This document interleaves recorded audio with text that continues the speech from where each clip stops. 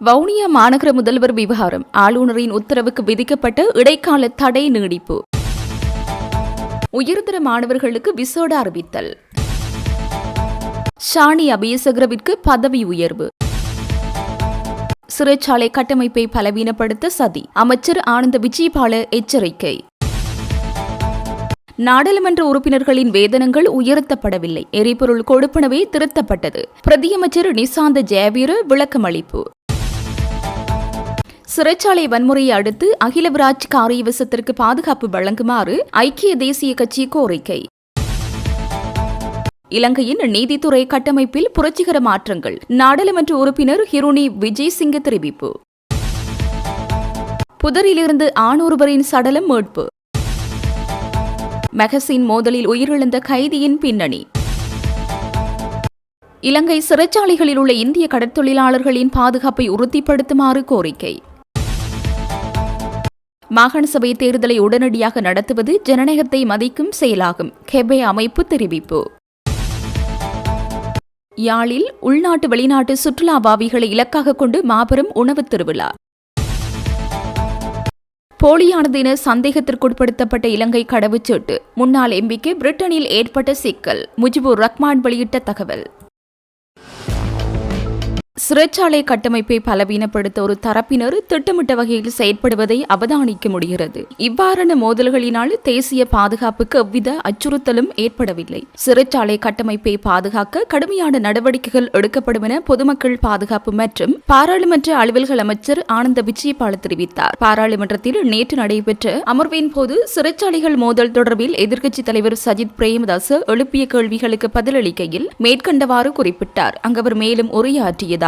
நீர்கொழும்பு சிறைச்சாலை மோதலை தொடர்ந்து மகர, வெலிக்கட, மெகசின், குருவிட்ட மற்றும் பல்லன்சேன் ஆகிய சிறைச்சாலைகளிலும் பதற்ற நிலைமை ஏற்பட்டுள்ளது. நீர்கொழும்பு சிறைச்சாலையில் ஆரம்பமான மோதல் தற்போது கட்டம் கட்டமாக வளர்ச்சி பெற்றுள்ளது. கிடைக்கப்பெற்றுள்ள புலனாய்வு தகவல்கள் மற்றும் அறிக்கைகளுக்கு அமையவே இவை திட்டமிட்டதொரு செயற்பாடு என்பதுடன் சிறைச்சாலை கட்டமைப்பை பலவீனப்படுத்தும் செயற்பாடுகள் என்ற சந்தேகம் காணப்படுகிறது. போதைப் பொருள் மற்றும் பாதாள குழுக்களை அடிப்படையாக கொண்டு இந்த மோதல்கள் தோற்றம் பெற்றுள்ளன. நேற்று முன்தினம் இரவு வெலிக்கட சிறைச்சாலையில் 10-15 மணியளவில் 40 பேர் ஒன்றிணைந்து பதற்றத்தை ஏற்படுத்தும் வகையில் செயற்பட்டுள்ளனர். இந்த நிலைமையை கட்டுப்படுத்த உரிய நடவடிக்கைகள் எடுக்கப்பட்டது. இந்த சம்பவத்தில் கைதியொருவர் உயிரிழந்த நிலையில் 11 பேர் காயமடைந்துள்ளனர். குருவிட்ட சிறைச்சாலையில் ஏற்பட்ட மோதலில் 2 கைதிகள் உயிரிழந்த நிலையில் 15 பேர் காயமடைந்து ரத்னபுரி சிறைச்சாலையில் அனுமதிக்கப்பட்டுள்ளார்கள். சிறைச்சாலைகளில் ஏற்படும் இவ்வாறான மோதல்களை கட்டுப்படுத்தும் போது கைதிகளின் பாதுகாப்பை உறுதிப்படுத்த உரிய கவனம் செலுத்தியுள்ளோம். பல்லன்சேன சிறைச்சாலையில் 30க்கு மேற்பட்ட கைதிகள் காலை உணவுக்காக வெளியில் செல்ல அனுமதித்த போது அவர்கள் கட்டட மேல் ஏறி போராட்டத்தில் ஈடுபட்டுள்ளார்கள். சிறைச்சாலை கட்டமைப்பை பலவீனப்படுத்த ஒரு தரப்பினர் திட்டமிட்ட வகையில் செயற்படுவதை அவதானிக்க முடிகிறது. இவ்வாறான மோதல்களினால் தேசிய பாதுகாப்புக்கு எவ்வித அச்சுறுத்தலும் ஏற்படவில்லை என்றார்.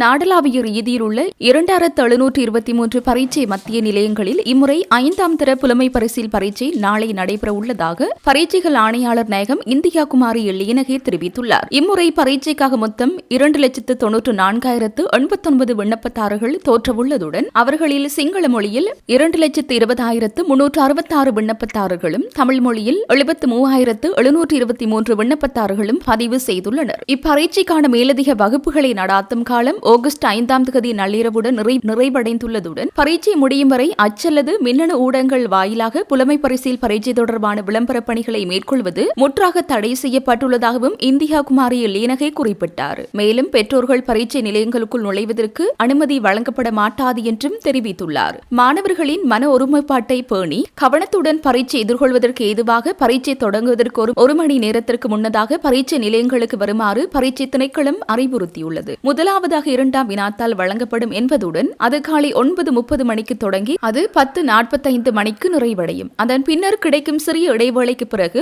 காலை 11:15 முதல் நண்பகல் 12:15 வரை 1 மணி நேர காலம் முதல் வினாத்தாளுக்காக ஒதுக்கப்படும். பரீட்சைக்கு தோற்றும் அனைத்து மாணவர்களும் வினாத்தாளில் உள்ள அறிவுறுத்தல்களை நன்றாக வாசித்து தங்களது பரீட்சை இலக்கத்தை சரியாக குறிப்பிட்டு தெளிவான கையெழுத்தில் வினாத்தாளிலேயே பதிலளிக்க வேண்டும் என்றும் பரீட்சைகள் ஆணையாளர் நாயகம் தெரிவித்துள்ளார். மேலும் கையடக்க தொலைபேசிகள், ஸ்மார்ட் கடிகாரங்கள், குறிப்புகள் அல்லது ஏனைய லத்திரனியல் சாதனங்கள் எதனையும் பரீட்சை மண்டபத்திற்குள் கொண்டுவர தடை விதிக்கப்பட்டுள்ளதாகவும் அவர் மேலும் தெரிவித்தார். கல்வி பொது தராதர உயர்தர பரீட்சை ஆகஸ்ட் 10 ஆரம்பமாகி செப்டம்பர் 5 வரை நாடளாவிய ரீதியில் 2532 மத்திய நிலையங்களில் நடைபெறுவதற்கான அனைத்து ஏற்பாடுகளும் செய்யப்பட்டுள்ளதாக பரீட்சைகள் ஆணையாளர் நாயகம் இந்தியா குமாரி இளையனகை விசேட ஊடகவியலாளர் சந்திப்பொன்றில் தெரிவித்துள்ளார். இம்முறை பரீட்சைக்காக பாடசாலை விண்ணப்பதாரர்கள் 2,64,496 பேரும் தனியார் விண்ணப்பதாரர்கள் 1,07,814 பேரும் அடங்கலாக மொத்தம் 3,72,310 விண்ணப்பதாரர்கள் தோற்றவுள்ளனர். பாடசாலை விண்ணப்பதாரர்களின் பரீட்சை அனுமதி அட்டைகள் அந்தந்த அதிபர்களுக்கும் தனியார் விண்ணப்பதாரர்களின் அனுமதி அட்டைகள் அவர்களின் முகவரிகளுக்கும் தபால் மூலம் அனுப்பி வைக்கப்பட்டுள்ளதாக பரீட்சைகள் ஆணையாளர் நாயகம் குறிப்பிட்டார். பரீட்சை மண்டபத்திற்குள் நுழைவதற்கு முன்னர் அனுமதி அட்டையில் குறிப்பிடப்பட்டுள்ள தங்களது கையொப்பத்தை முறைப்படி சான்றொப்பம் செய்து கொள்வது கட்டாயமாகும் என்றும் அவர் மேலும் தெரிவித்தார். அனுமதி அட்டை தொலைந்து போயிருந்தால் பரீட்சை திணைக்களத்தின் உத்தியபூர்வ இணையதளத்தில் இருந்து அதை மீண்டும் பதிவிறக்கம் செய்து கொள்ள முடியும். பரீட்சையின் போது ஆள அடையாளத்தை உறுதிப்படுத்துவதற்கு தேசிய அடையாள அட்டை செல்லுபடியாகும் சாரதி அனுமதி பத்திரம் அல்லது செல்லுபடியாகும் கடவுச்சீட்டு ஆகியவற்றை மட்டுமே பயன்படுத்த முடியும். தேசிய அடையாள அட்டை தொலைந்து போயிருந்தால் தற்காலிக அடையாள அட்டையாக தபால் அடையாள அட்டைக்கு பயன்படுத்தப்படும் 2 புகைப்படங்களை பாடசாலை விண்ணப்பதாரர்கள் அதிபர் மூலமும் தனியார் விண்ணப்பதாரர்கள் கிராம உத்தியோகத்தர் மூலமும் சான்றொப்பம் செய்து வைத்திருக்க வேண்டும் என்றும் ஆணையாளர் நாயகம் தெரிவித்தார். பரீட்சை கால அட்டவணையை தீவிரமாக கவனத்திற்கொண்டு பரீட்சை தொடங்குவதற்கு 1 மணி நேரத்திற்கு முன்னதாகவே பரீட்சை நிலையங்களுக்கு வருமாறு பரீட்சை திணைக்களம் மாணவர்களுக்கு அறிவுறுத்தியுள்ளது. மேலும் கையடக்க தொலைபேசிகள், ஸ்மார்ட் கடிகாரங்கள், குறிப்புகள் அல்லது ப்ளூடூத் உள்ளிட்ட எந்த ஒரு லத்திரனியல் சாதனங்களையும் பரீட்சை மண்டபத்திற்குள் கொண்டுவர முற்றாக தடை விதிக்கப்பட்டுள்ளது. பரீட்சை விதிகளுக்கு அமைவாக செயற்பட்டு பரீட்சை மோசடிகளில் ஈடுபடுவதை தவிர்க்குமாறும் கடந்த ஆண்டுகளிலும் பரீட்சை மோசடிகள் காரணமாக பல மாணவர்களின் முடிவுகள் இடைநிறுத்தப்பட வேண்டியிருந்ததாகவும் பரீட்சைகள் ஆணையாளர் நாயகம் சுட்டிக்காட்டினார். ஏதேனும் அவசர அனர்த்த நிலைமைகள் ஏற்பட்டால் அதற்கு தேவையான வசதிகளை செய்து கொடுக்கவும் பரீட்சை திணைக்களம் தயார் நிலையில் இருப்பதாகவும் அவர் மேலும் தெரிவித்தார். சிரேஷ்ட போலீஸ் அத்தியட்சகர் ஷானி அபேசகர பிரதி போலீஸ் மா அதிபர் பதவிக்கு உயர்த்தப்பட்டுள்ளார். வவுனியா மாநகர சபையின் முதல்வரை பதவி நீக்கம் செய்து வடமாகாண ஆளுநர் மேற்கொண்ட தீர்மானத்திற்கு வழங்கப்பட்டிருந்த இடைக்கால தடை கட்டளையை எதிர்வரும் செப்டம்பர் 9 வரை நீடித்து வவுனியா மேல் நீதிமன்றம் உத்தரவிட்டுள்ளது. ஆளுநரின் பதவி நீக்க உத்தரவுக்கு எதிராக தாக்கல் செய்யப்பட்ட எழுத்தாணை விண்ணப்பம் நேற்று மீண்டும் விசாரணைக்கு எடுத்துக் கொள்ளப்பட்டது. இதன்போது மனுதாரர் தரப்பில் பெறப்பட்ட இடைக்கால தடையை நீக்குமாறு எதிர் மனுதாரர்கள் தரப்பில் ஆட்சேபனை முன்வைக்கப்பட்டிருந்தது. இதற்கு பதிலளிக்கும் வகையில் மனுதாரர் தரப்பில் நேற்று முன்தினம் மறு ஆட்சேபனை மனு தாக்கல் செய்யப்பட்டது. நேற்று முழுவதும் இடைக்கால தடையை நீடிப்பதா அல்லது ரத்து செய்வதா என்பது தொடர்பிலேயே விரிவான விவாதங்கள் இடம்பெற்றன. இதுகுறித்து மனுதாரர் சார்பில் ஆஜரான ஜனாதிபதி சட்டத்திரணி M.A. சுமந்திரன் கருத்து தெரிவிக்கையில், இதுவரை பதவி நீக்கியதற்கு எதிராக தாக்கல் செய்யப்பட்ட எழுத்தாணை விண்ணப்பம் இன்று மீளவும் ஒரு விசாரணைக்கு எடுத்துக் கொள்ளப்பட்டது.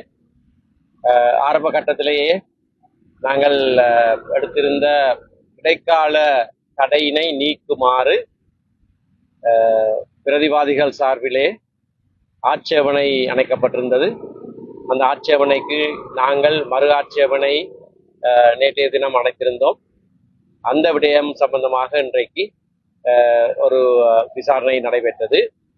இடைக்கால தடையை நீடிப்பதா அல்லது அதனை விலக்குவதா என்று சம்பந்தமாக மட்டுமே இன்றைய விவாதம் இடம்பெற்றிருக்கிறது. நாள் முழுவதும் இந்த விவாதம் இடம்பெற்று இறுதியிலே எங்களுடைய விவாதங்களுடைய சமர்ப்பணமாக எழுத்து மூல சமர்ப்பணமாக அதனை மன்றுக்கு வழங்குமாறு மன்று பணித்திருக்கிறது. அதனை இந்த மாதம் 28ஆம் தேதி அன்று அல்லதற்கு முன்னதாக நாங்கள் அலுவலகத்திலே அதனை தாக்கல் செய்ய வேண்டும். அதற்கு பிறகு செப்டம்பர் 9ஆம் தேதி இது சம்பந்தமான உத்தரவை நீதிமன்றம் வழங்கும். அதன் பின்னர் தான் பிரதான வழக்கு இடம்பெறும். இன்றைய தினமும் நாங்கள் எழுத்து மூல சமர்ப்பணத்திலே செய்ய போகிற விடயமும் இடைக்கால தடை கட்டளையை நீக்குவதா அல்லது தொடர்ந்து நீடிப்பதா என்பது சம்பந்தமானது. செப்டம்பர் 9 வரைக்கும் ஏற்கனவே வழங்கப்பட்டிருக்கிற இடைக்கால தடை கட்டளை இன்றைக்கு நீடிக்கப்பட்டிருக்கிறது. பொருளை புதிய மகசீன் சிறைச்சாலையில் நேற்று முன்தினம் நள்ளிரவு இரு குழுக்களுக்கிடையே ஏற்பட்ட அமைதியின்மை காரணமாக கைதியொருவர் உயிரிழந்துள்ளதுடன் மேலும் 10 கைதிகள் காயமடைந்துள்ளனர். வெளியில் இருந்து வந்த சிலர் சிறைச்சாலை வளாகத்திற்குள் எரிந்த ஹெரோயின் போதைப் பொருள் அடங்கிய பொதியொன்றை சிறைச்சாலை அதிகாரிகள் பொறுப்பேற்ற சம்பவத்தை மையமாக கொண்டே இந்த மோதல் ஏற்பட்டுள்ளது. அச்சமயத்தில் ஒரு குழுவினர் சிறைச்சாலை அதிகாரிகளை அச்சுறுத்தியதுடன் பின்னர் சுமார் 45 கைதிகள் சிறை கதவை உடைத்துக் கொண்டு வெளியே வந்துள்ளனர். அவர்களில் பெரும்பாலானோர் கொஸ்மலி என்ற பாதாள உலகக்குழு உறுப்பினரின் உதவியாளர்கள் என போலீசார் தெரிவித்துள்ளனர். அமைதியின்மையில் ஈடுபட்ட கைதிகள் சிறைச்சாலையின் பிரதான வாயில் வழியாக வெளியேற முயன்ற போது நிலைமையை கட்டுப்படுத்த சிறைச்சாலை அதிகாரிகள் கடுமையாக போராடியுள்ளனர். இரு குழுக்களுக்கிடையே ஏற்பட்ட இந்த மோதலின் போது கைதியொருவர் உயிரிழந்துள்ளார். இவ்வாறு உயிரிழந்தவர் ஹோமாகம கட்டுவன பகுதியைச் சேர்ந்த முகமது அஸ்மான் செரிப்டீன் என அடையாளம் காணப்பட்டுள்ளார். இவர் கல்கிசை வட்டரப்பள வீதியில் இடம்பெற்ற இரட்டை கொலை மற்றும் நீர்கொழும்பில் இடம்பெற்ற இரட்டை கொலை என உட்பட பல கொலை சம்பவங்களுடன் தொடர்புடையவர் என குற்றம் சாட்டப்பட்டவர் ஆவார். மேலும் ஹோமாகம ஹந்தியா என்ற பாதாள உலகக்குழு உறுப்பினரின் கூலிப்படை துப்பாக்கிதாரியாக பணியாற்றியதாக கூறப்படும் இவருக்கு எதிராக ஆலி, அம்பாறை, நீர்கொழும்பு, ஹோமாகம உள்ளிட்ட பல நீதிமன்றங்களில் வழக்குகள் நிலுவையில் உள்ளன. அத்துடன் கணேமுள்ள சஞ்சீவ படுகொலை சம்பவத்தின் முதன்மை சந்தேக நபராகவும் இவர் ஆரம்பத்தில் சந்தேகிக்கப்பட்டிருந்தார். இச்சம்பவத்தில் காயமடைந்த மேலும் 10 கைதிகள் சிகிச்சைக்காக சிறைச்சாலை வைத்தியசாலையில் அனுமதிக்கப்பட்டுள்ளதாக சிறைச்சாலைகள் திணைக்களம் தெரிவித்துள்ளது. மேலும் இந்த மோதலை வழிநடத்தியதாக கருதப்படும் 9 கைதிகளை வேறு சிறைச்சாலைக்கு மாற்றவும் நடவடிக்கைகள் எடுக்கப்பட்டுள்ளன. சம்பவம் தொடர்பில் விசேட விசாரணைகள் ஆரம்பிக்கப்பட்டுள்ளதாக சிறைச்சாலைகள் திணைக்களம் தெரிவித்துள்ளது. நாடாளுமன்ற உறுப்பினர்களின் அடிப்படை வேதனங்கள் உயர்த்தப்படவில்லை. மாறாக தற்போது எரிபொருள் விலைகளுக்கு ஏற்ப எரிபொருள் கொடுப்பனவு திருத்தியமைக்கப்பட்டமையினால் அவர்களின் வருமானத்தில் அதிகரிப்பு ஏற்பட்டுள்ளது என்று பொருளாதார அபிவிருத்தி பிரதியமைச்சர் நிசாந்த ஜெயவீர தெளிவுபடுத்தியுள்ளார். நாடாளுமன்றத்தில் உரையாற்றியவர் நாட்டின் பொருளாதார நிலைமை சீரடைந்ததை தொடர்ந்து தகுதி வாய்ந்த அரசு அதிகாரிகளுக்கு வழங்கப்படும் எரிபொருள் கொடுப்பனவை அரசாங்கம் திருத்தி அமைத்துள்ளதாக தெரிவித்தார். இதன் காரணமாக எரிபொருள் கொடுப்பனவை பெறும் அனைத்து அரசு அதிகாரிகளின் மாதாந்த கொடுப்பனவிலும் அதிகரிப்பு ஏற்பட்டுள்ளது. இதன் தொடர்ச்சியாகவே நாடாளுமன்ற உறுப்பினர்களுக்கும் திருத்தப்பட்ட எரிபொருள் கொடுப்பனவு மூலம் இந்த அதிகரிப்பு கிடைத்துள்ளது என்று அவர் கூறியுள்ளார். வவுனியாவில் பிக்மி சேவையில் ஈடுபட்டு வரும் சாரதி ஒருவருக்கு முச்சக்கர வண்டி உறுப்பினர்கள் என கூறப்படும் சிலரால் கொலை அச்சுறுத்தல் விடுக்கப்பட்டதாக வெளியாகியுள்ள தகவல் பரபரப்பை ஏற்படுத்தியுள்ளது. குறித்த சாரதிக்கு எதிராக வன்முறையை தூண்டும் வகையிலும் உயிருக்கு அச்சுறுத்தல் ஏற்படுத்தும் வகையிலும் சிலர் கருத்துக்களை வெளியிட்டனர். இந்நிலையில் நவீன தொழில்நுட்பத்தை பயன்படுத்தி சட்டப்பூர்வமாக பயணிகள் போக்குவரத்து சேவையில் ஈடுபட்டு வரும் சாரதிகளின் பாதுகாப்பும் அவர்களின் வாழ்வாதாரமும் உறுதிப்படுத்த வேண்டும் என பல்வேறு தரப்பினரும் வலியுறுத்தியுள்ளனர். இது தொடர்பான காணொலிகள் வெளியானதை தொடர்ந்து சம்பவம் தொடர்பில் போலீசார் உடனடியாக விசாரணைகளை முன்னெடுத்து அச்சுறுத்தல் விடுத்ததாக கூறப்படும் நபர்களை அடையாளம் கண்டு சட்ட நடவடிக்கை எடுக்க வேண்டும் என்றும் பலரும் கோரிக்கை விடுத்து வருகின்றனர். அத்துடன் பாதிக்கப்பட்டதாக கூறப்படும் சாரதியின் பாதுகாப்பையும் உறுதிப்படுத்தி அனைத்து தரப்பினரும் அச்சமின்றி தமது தொழிலை மேற்கொள்ளக்கூடிய சூழலை ஏற்படுத்த வேண்டும் என பொதுமக்கள் வலியுறுத்தியுள்ளனர்.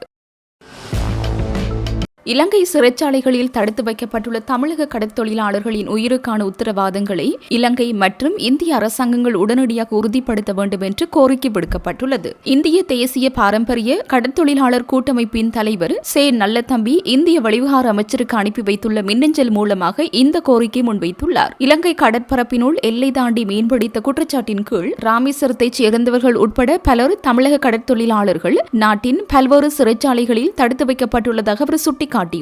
இலங்கையின் பல்வேறு சிறைச்சாலைகளிலும் அண்மைய நாட்களாக வன்முறை சம்பவங்கள் பதிவாகி வருவதாகவும் நேற்று காற்றின் வேகம் காரணமாக கரையொதுங்கிய படகிலிருந்து கைது செய்யப்பட்ட 11 தமிழக கடற்தொழிலாளர்கள் யாழ்ப்பாணம் சிறைச்சாலையில் அடைக்கப்பட்டுள்ளதாகவும் அவர் குறிப்பிட்டுள்ளார். இவ்வாறான நிலையில் வன்முறைகள் இடம்பெறும் சிறைச்சாலைகளில் இந்திய கடற்தொழிலாளர்களும் இருக்கலாம் என்ற அச்சம் தமிழக கடற்தொழிலாளர் குடும்பங்களிடையே ஏற்பட்டுள்ளதாகவும் அவர் சுட்டிக்காட்டியுள்ளார். எனவே இலங்கை சிறைச்சாலைகளில் உள்ள இந்திய கடற்தொழிலாளர்களின் பாதுகாப்பில் இரு நாட்டு அரசாங்கங்களும் விசேட கவனம் செலுத்த வேண்டும் என்றும் இதில் ஏதேனும் அசம்பாவிதங்கள் ஏற்பட்டால் அதற்கு இவ்விரு அரசாங்கங்களுமே முழு பொறுப்பையும் ஏற்க வேண்டும் என்றும் அவர் வலியுறுத்தியுள்ளார். மாகாண சபை தேர்தலை அரசாங்கம் உடனடியாக நடத்துவது ஜனநாயகத்தை மதிக்கும் செயலாகும். அப்படி இல்லையாயின் காலதாமதத்தை மேற்கொள்ளுமாக இருந்தால் ஜனநாயகத்தை மதிக்காத குற்றச்சாட்டாக அரசாங்கத்திற்கு தொடர்ச்சியாக இருக்கும் என கெபி அமைப்பின் நிறைவேற்று பணிப்பாளர் மனாஸ் மஹீன் தெரிவித்துள்ளார். ஊடகவியலாளர் ஒருவர் இன்று வினவிய போதே இவ்வாறு தெரிவித்துள்ளார். மேலும் தெரிவிக்கையில் 2017 இதுவரைக்கும் இருந்த அரசாங்கங்கள் ஒவ்வொரு சாட்டுப்போக்குகளையும் சொல்லி எப்படி மாகாண சபை தேர்தலை நடத்தாமல் பிற்போட்டார்களோ அதுபோல தற்கால அரசாங்கமும் குற்றச்சாட்டுகளுக்குள்ளாகும். மாகாண சபை தேர்தல் தொடர்பில் ஒரு அரசாங்கத்தையும் குற்றம் சாட்ட முடியாது. ஏனெனில் மாகாண சபை தேர்தல் கட்டம் கட்டமாக நடத்தப்பட்டால் முதலாவதாக 2017 சப்ரகமு மாகாணம், கிழக்கு மாகாணம், வடமத்திய மாகாணம் ஆகிய 3 மாகாணங்களுமே முடிவுற்றது. 2017 மைத்ரிபால சிறிசேன ஜனாதிபதி தலைமையில் நல்லாட்சி அரசாங்கம், 2019 கோட்டாபய அரசாங்கம் போன்றன மாகாண சபை தேர்தலை நடத்துவதில் அக்கறை காட்டவில்லை. அதேபோன்று 2022 ரணில் விக்ரமசிங்கே ஜனாதிபதியாக இருந்த போதிலும் தேர்தலை நடத்துவதில் ஆர்வம் காட்டவில்லை. ஆனால் இந்த அரசாங்கம் தேர்தல் கொள்கை பிரகடனத்தில் தெளிவாக சொல்லப்பட்ட விடயம் தான் அரசாங்கத்தை கையில் எடுத்து ஒரு வருடத்திற்குள் நடாத்துவதாக சொன்னார்கள். ஆனால் 20 மாதங்கள் கடந்து 2 வருடங்களை அண்மித்துள்ளது. இருந்த போதிலும் பிற்போடப்பட்ட உள்ளூராட்சி மன்ற தேர்தலை நடத்தினார்கள். அதனை நாம் வரவேற்கின்றோம். ஆனால் மாகாண சபை தேர்தலை பிற்போட்டமையை ஏற்றுக்கொள்ள முடியாது. குறித்த தேர்தலை நடத்த முடியாமைக்கு தொழில்நுட்ப கோளாறு, எல்லை மீள் நிர்ணய பிரச்சினை உள்ளது. தேர்தல் சட்டமுறையில் மாற்றம் கொண்டுவர முயற்சி செய்தார்கள். இதில் 2017 கலப்பு தேர்தல் முறையை கொண்டுவர முயற்சித்தார்கள். பாராளுமன்றத்தில் இதற்கு சார்பாக எவரும் வாக்களிக்காததால் அது தடைப்பட்டது. தற்போதைய நிலையில் மாகாண சபை தேர்தலை உடனடியாக நடாத்த வேண்டுமாக இருந்தால் பழைய முறையில் விகிதாசார விருப்பு வாக்கு முறையில் நடாத்தப்பட வேண்டும். அதற்கு மாற்றாக புதிய முறையில் நடத்துவதாக இருந்தால் காலம் தேவைப்படும். இதனால் இருட்டடிப்பாக மாறலாம். அண்மையில் அனைத்து கட்சிகளும் கலந்து கொண்ட கூட்டத்தில் முன்மொழியப்பட்ட தீர்வாக பழைய முறையில் தேர்தல் நடத்தப்பட வேண்டும். அதன்பின் எல்லை நிர்ணயம் செய்து புதிய முறைக்கு மாற்றலாம். எனவே எமது தேர்தல் கண்காணிப்பு அமைப்பும் கூட பழைய முறையில் மாகாண சபை தேர்தலை நடத்துவதை வலியுறுத்துகிறோம் என்றார். வடமாகாணத்தின் வளமான கலாச்சார பாரம்பரியம், தனித்துவமான உணவு பாரம்பரியம் மற்றும் கலை மரபுகளை உள்நாட்டு மற்றும் சர்வதேச சுற்றுலாபாவிகளுக்கு அறிமுகப்படுத்தும் நோக்கில் வடமாகாண சுற்றுலா பணிகத்தின் ஏற்பாட்டில் யாழ்ப்பாணத்திற்கு வருகை தாருங்கள். 2026 கலாச்சார மற்றும் உணவு திருவிழா எதிர்வரும் சனிக்கிழமை முதல் 3 நாட்கள் நடைபெற உள்ளது. எதிர்வரும் ஆகஸ்ட் 15, 16 மற்றும் 17 தேதிகளில் யாழ்ப்பாண வரலாற்றின் சிறப்புமிக்க முற்றுவழி பண்ணை மைதானத்தில் நடைபெறவுள்ள இந்த பிரம்மாண்ட விழா வடமாகாண சுற்றுலாத்துறையை சர்வதேச அரங்கில் மேலும் பலப்படுத்தும் நோக்கத்துடன் வடிவமைக்கப்பட்டுள்ளதுடன் யாழ்ப்பாணத்தின் தனித்துவமான அடையாளங்களை உலகுக்கு எடுத்துச் செல்லும் முக்கிய முயற்சியாகவும் அமைய உள்ளது. இந்த நிகழ்வு தொடர்பில் கருத்து தெரிவித்த வடமாகாண சுற்றுலா பணிகத்தின் தலைவர் கலாநிதி ஜே விவேகானந்தன், வடமாகாணத்தின் பாரம்பரியமும் பண்பாடும் சுற்றுலாத்துறையின் ஊடாக உலக அரங்கில் மேலும் உயர்த்தப்பட வேண்டிய தேவை இருப்பதாக குறிப்பிட்டார். அவர் மேலும் தெரிவிக்கையில், யாழ்ப்பாணத்தின் தொன்மைமிக்க கலாச்சார பாரம்பரியம், உலக புகழ்பெற்ற சுவைமிகு உணவுகள் மற்றும் கலை மரபுகளை உள்நாட்டு மற்றும் சர்வதேச சுற்றுலாபாவிகளுக்கு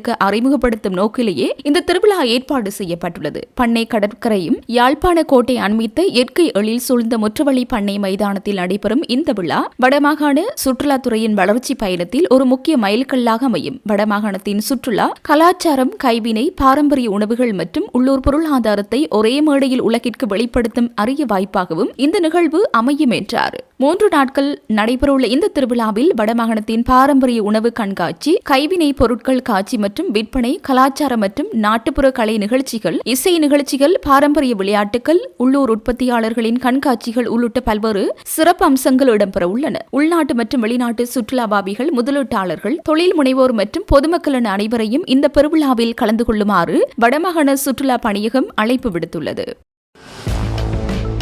யாழ்ப்பாண பல்கலைக்கழக ராமநாதன் நுண்கலை பீடத்தின் இசைத்துறை மாணவியொருவர் நேற்று முன்தினம் இரவு உயிரிழந்துள்ளார். கண்டி மாவட்டத்தைச் சேர்ந்த நிரோஷினி என்ற மாணவியை இவ்வாறு உயிரிழந்தவர் ஆவார். இதுகுறித்து மேலும் தெரிய வருவதாவது, குறித்த மாணவி யாழ்ப்பாண பல்கலைக்கழக ராமநாதன் நுண்கலை பீடத்தில் கல்வி கற்று வந்தார். இந்நிலையில் புற்றுநோயால் பாதிக்கப்பட்டிருந்த இம்மாணவி கொழும்பு தேசிய வைத்தியசாலையில் அனுமதிக்கப்பட்டு சிகிச்சை பெற்று வந்தார். இருப்பினும் சிகிச்சை பலனின்றியவர் வைத்தியசாலையிலேயே உயிரிழந்துள்ளார். இச்சம்பவம் அனைவர் மத்தியிலும் ஆழ்ந்த துயரத்தை ஏற்படுத்தியுள்ளது. கற்ற சமூகத்தில் ஏற்படும் தொடர்ச்சியான இழப்புகள் ஈடு செய்ய முடியாத பாரிய இழப்புகளாகவே பார்க்கப்படுகின்றன. இலங்கையால் வழங்கப்பட்ட பல்வேறு குறைபாடுகள் மற்றும் தரம் குறைந்த கடவுச்சீட்டுகள் காரணமாக முன்னாள் நாடாளுமன்ற உறுப்பினர் ஒருவர் பிரிட்டனில் தடுத்து வைக்கப்பட்டு விசாரிக்கப்பட்டுள்ளதாக நாடாளுமன்ற உறுப்பினர் முஜிபுர் ரஹ்மான் தெரிவித்துள்ளார். நாடாளுமன்றத்தில் வைத்து கருத்து தெரிவிக்கும் போது அவர் இந்த விடயத்தை கூறியுள்ளார். அவர் மேலும் தெரிவிக்கையில், கடவுச்சீட்டை சரியாக பார்க்க முடியாததால் அது போலியானது என சந்தேகிக்கப்பட்டு பிரிட்டன் குடிவரவு மற்றும் குடியல்வு அதிகாரிகள் இந்த நடவடிக்கை எடுத்துள்ளனர். முன்னர் 64 பக்கங்களை கொண்டிருந்த கடவுச்சீட்டு தற்போது 48 பக்கங்களாக குறைக்கப்பட்டது. ஆனால் அதற்காக வசூலிக்கப்படும் 6000 ரூபாய் கட்டணத்தில் எந்த மாற்றமும் இல்லை. புதிய கடவுச்சீட்டுகளில் குறிப்பு பக்கங்கள் அல்லது நீட்டிப்பு பக்கங்களோ இல்லை. அச்சிடும் தரம் மிக குறைவாக உள்ளது. குறிப்பாக குடிவரவு முத்திரையை பதிக்கும் போது மறுபக்கம் கசிவது போன்ற பிரச்சனைகள் காரணமாக சில நாடுகள் இந்த அனுமதிகளை நிராகரித்து வருகின்றன என்று குறிப்பிட்டுள்ளார். இதற்கு பொது பாதுகாப்பு மற்றும் நாடாளுமன்ற விவகாரங்கள் அமைச்சர் ஆனந்த விஜயபால பதிலளிக்கையில், அனுமதிகளின் தரத்தில் எந்த பிரச்சனையும் இல்லை. சர்வதேச தர நிலைகளுக்கு இணங்க பக்கங்களின் எண்ணிக்கை குறைப்பது உலகின் பிற நாடுகளால் பின்பற்றப்பட்டு வரும் ஒரு முறையாகும். இருப்பினும் 5 மில்லியன் கடவுச்சீட்டுகளை பெற்றுக்கொண்ட டெண்டர் தொடர்பாக ஒரு நீதிமன்ற நடவடிக்கை நிலுவையில் உள்ளது. மின்னணு கடவுச்சீட்டு முறையை அறிமுகப்படுத்துவதில் எழுந்துள்ள சிக்கல்களை தீர்க்க நடவடிக்கைகள் எடுக்கப்படும் என்று குறிப்பிட்டுள்ளார். நாட்டின் நீதிமன்ற அமைப்பில் நீண்ட காலமாக நிலவி வரும் குறைபாடுகளை நிவர்த்தி செய்து வழக்கு விசாரணைகளை விரைவுபடுத்துவதற்காக அரசாங்கம் பல்வேறு துரித சீர்திருத்தங்களை மேற்கொண்டு வருவதாக தேசிய மக்கள் சக்தியின் பாராளுமன்ற உறுப்பினரும் சட்டத்தரணியுமான ஹிரோனி விஜயசிங்க தெரிவித்துள்ளார். கொழும்பில் நடைபெற்ற விசேட சந்திப்பில் கலந்து கொண்டு கருத்து வெளியிட்ட போது அவர் இதனை குறிப்பிட்டார். ரசாயன பகுப்பாய்வுத்துறை வழக்கு விசாரணைகளின் தாமதத்தை குறைக்க அரசாங்க பகுப்பாய்வாளர் திணைக்களத்திற்கு ஒப்பந்த அடிப்படையில் 50 புதிய அதிகாரிகள் நியமிக்கப்பட உள்ளனர். இதே திணைக்களத்தில் காலியாக உள்ள 131 பணியிடங்களை விரைவாக நிரப்ப நடவடிக்கை எடுக்கப்பட்டுள்ளது. தற்காலிகமாக இடைநிறுத்தப்பட்டிருந்த ரத்னபுரி, கம்பகா, பரக்காப்புளம் மற்றும் அனுராதபுரம் ஆகிய மேலதிக நீதவான் நீதிமன்றங்களின் செயற்பாடுகள் மீள ஆரம்பிக்கப்பட்டுள்ளன. மேலும் புத்தளம், வெள்ளவாய மற்றும் தெஹியத்தகண்டி ஆகிய பகுதிகளில் புதிய நீதிமன்றங்கள் உருவாக்கப்பட்டுள்ளதுடன் சில நீதவான் நீதிமன்றங்களுக்கு மாவட்ட நீதிமன்ற அதிகாரங்களும் வழங்கப்பட்டுள்ளன. பொதுமக்கள் வீட்டில் இருந்தபடியே வழக்கு தாக்கல் செய்யவும் விசாரணை தவணைகளை அறிந்து கொள்ளவும் இணையவழி சேவைகள் அறிமுகப்படுத்தப்பட்டு வருகின்றன.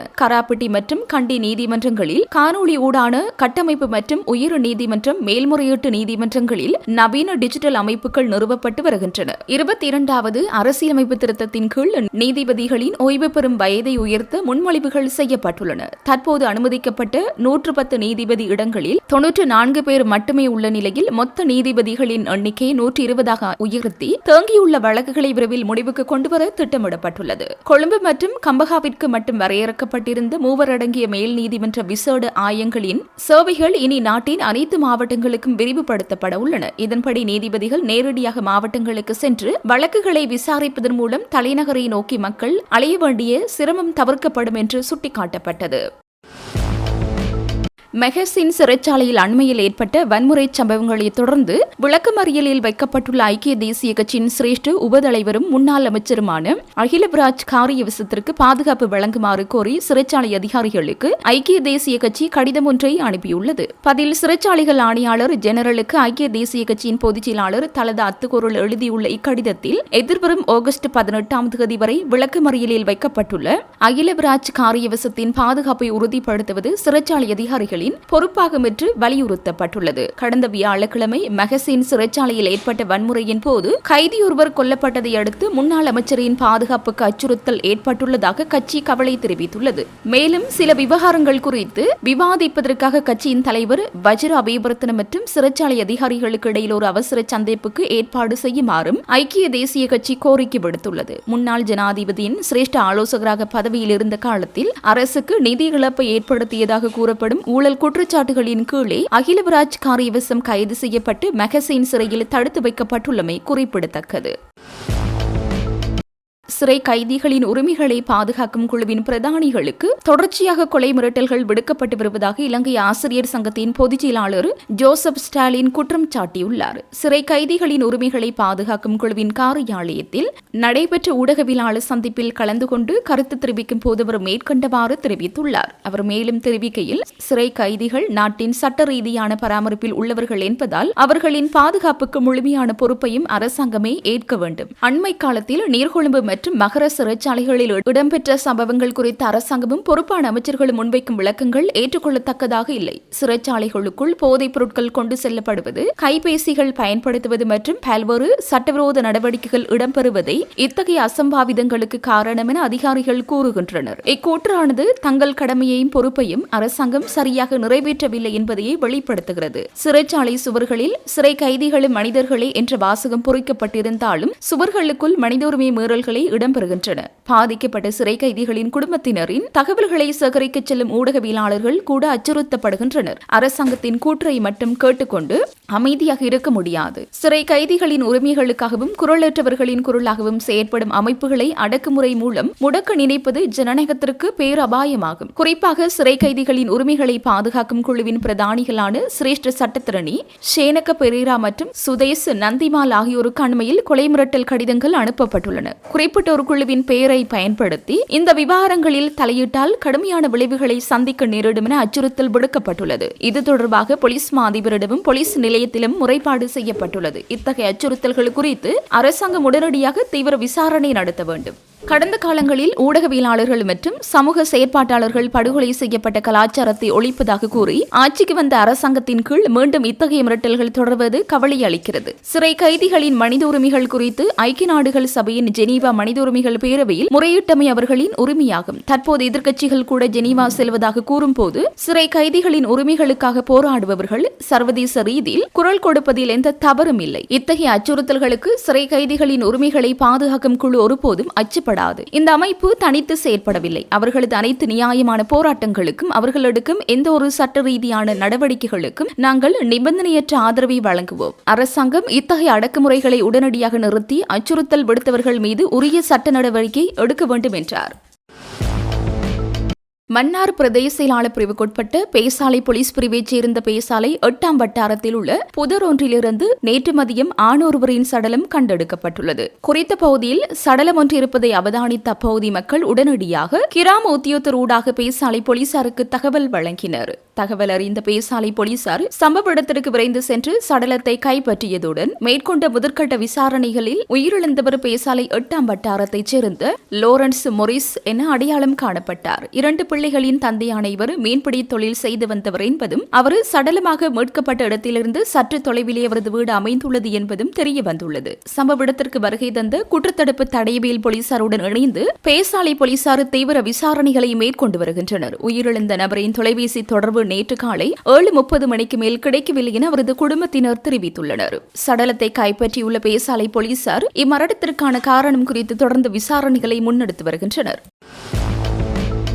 ரத்மலானே கொனா கோவில பகுதியில் 3 வாள்கள், 1 கோடாரி, 3 கத்திகள் மற்றும் உள்நாட்டில் தயாரிக்கப்பட்ட ஒரு கைக்குண்டு ஆகியவற்றுடன் 6 சந்தேக நபர்களை கல்கிச ஊழல் தடுப்பு பிரிவினர் கைது செய்துள்ளனர். அத்துடன் போதைப் பொருள் கடத்தல் மூலம் சம்பாதித்ததாக சந்தேகப்படும் 3 லட்சம் ரூபாய் பணம் மற்றும் 8 கைபேசிகளும் அவர்களிடமிருந்து கைப்பற்றப்பட்டுள்ளன. கல்கிச போலீசாரின் விசேட மோட்டார் சைக்கிள் படையணியின் அதிகாரியொருவர் ரத்மலானை ஆதர் பிரதேச பகுதியில் 1000 மில்லிகிராம் ஐஸ் போதைப் பொருளுடன் நபர் ஒருவரை கைது செய்திருந்தார்.